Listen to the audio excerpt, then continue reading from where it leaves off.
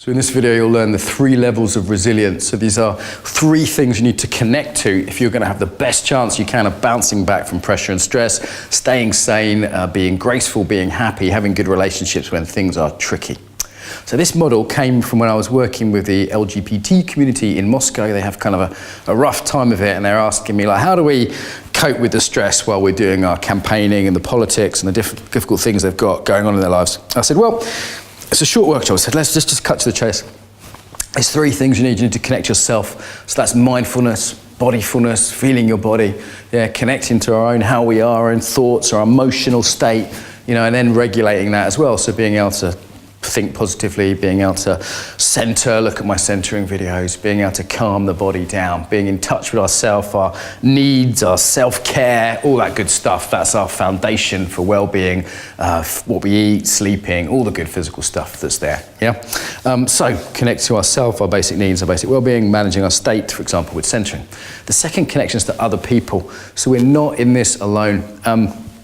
That could be as simple as me looking around the room for a friend. It can be me thinking of someone that cares for me, noticing how the people in the room are basically friendly, or what I like or have in common. Now, I can be in a room full of people who hate me, and I can still look around and go, well, we're all human, we're all going to die, we all care about our families, there's things we have in common. We all care about this issue, even if we have different stances, and ways in which I belong, ways in things we have in common. And even like if people are being rude, there's still some ways that they're being basically respectful, like not attacking me or not swearing, so that's good to look for as well. Ways in which people are being kind, that could be very obvious, or sometimes you have to go to the imagination. I imagine my father's hand on my back when I'm teaching, he was a teacher, or I imagine my old dead Aikido instructor, his hand on my back, that's a nice practice, I think of my niece who just makes me smile, it's hard to think of her and then be mean, it's hard to think of her and be depressed or angry because it's just not compatible. You can't like get rid of state, but you can move state out with another one. It's a lesson from one of my teachers, Paul Linden. Third thing to connect to in order to be resilient is something bigger than ourselves.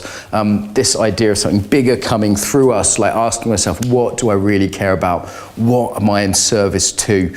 Wendy Palmer uses imagining a big triangle that she's in the middle of, where triangles going in a particular direction. You can think of your family, your lineage, your history, where do you come from? It might be a spiritual practice, a quick prayer, or a little Buddhist thing, something bigger than you that you're in service of, something that connects you to the universe. The planet could be nature for a lot of people. Taking a breath and realizing you're part of nature, and giving a breath and realizing you just gave that to the trees, that interconnectedness of nature for some people, rather than spirit, love, God. We all have different words for this, but most people believe in something. That means, again, it's not just little me versus 200 people or the system or the government, it's something much bigger. Okay, so these are all things we can get better at. We can practice them in the long term to build our resilience, and we can practice them in the short term, like immediately when we need them. Obviously, the more you practice in the long term, the more available they are. So we've got videos on a lot of those things, like gratitude practice or centering, well-being, all those things, finding purpose. So look at some other videos if you want more detail. But there's my top tips on staying sane, staying happy, staying productive. Please subscribe if you're not a subscriber. Like the video, that helps us a lot. And if you've got any questions, put them on the comments.